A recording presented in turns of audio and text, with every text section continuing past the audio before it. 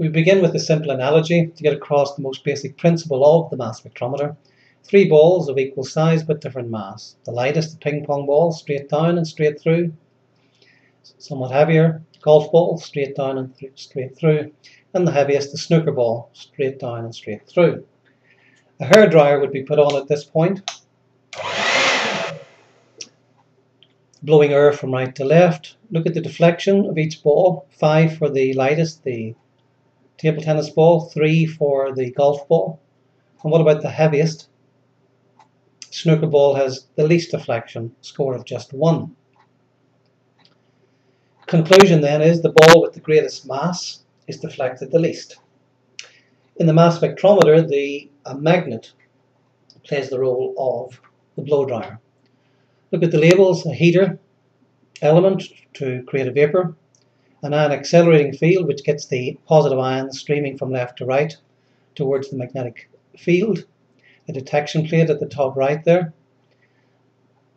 The entire mass spectrometer is enclosed and is evacuated. There are no air particles inside, so that the beam of ions has a free run. No air particles to strike.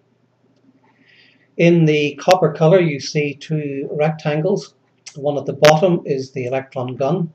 It's an element which is heated and generates electrons which are attracted towards the capture plate, the larger of the copper colored rectangles.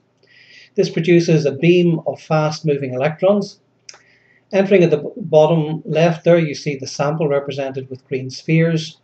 If it's not already a vapor, your sample will have to be heated to create a vapor. We'll have, our sample might be ions, atoms or molecules. If it is atoms or molecules, we have to change the atoms or molecules into ions. This is the role of the electron gun. The electrons will knock off 1 or more electrons from the atom or molecule. When an atom or molecule loses an electron, it doesn't affect its mass, as electrons have negligible mass, but it will create a particle which has a positive charge, or 2 positive if it loses 2 electrons. Adjacent to this field is a positive plate, and the moment positive ions are produced, the positive plate will repel them from left to right towards these blue spheres, which represent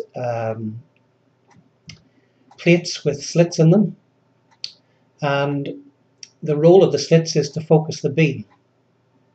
Watch now as the green spheres turn to red, brown or yellow, creating ions of a different mass to charge ratio.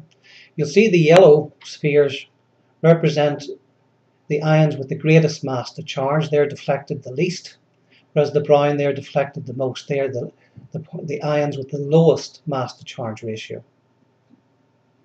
As they reach the detection plate, they create a small electric current which is amplified, and this produces the stick diagram that you see in the spectrum on the top right.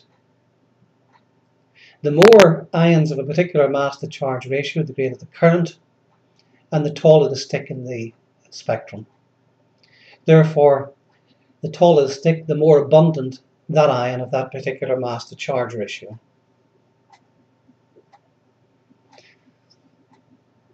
So there's the red going through. It would represent, I suppose, the golf ball in our earlier analogy with the moderate mass.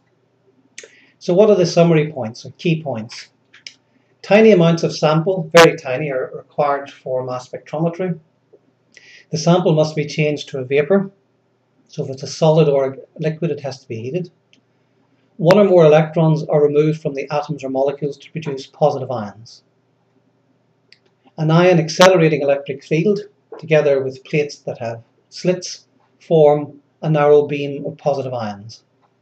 The magnetic field deflects the ion beam, or the ions in the beam. The ion with the greatest mass and the smallest charge is deflected the least, like the snooker ball in our analogy. Ions hit a detection plate, producing a tiny electrical current that is amplified.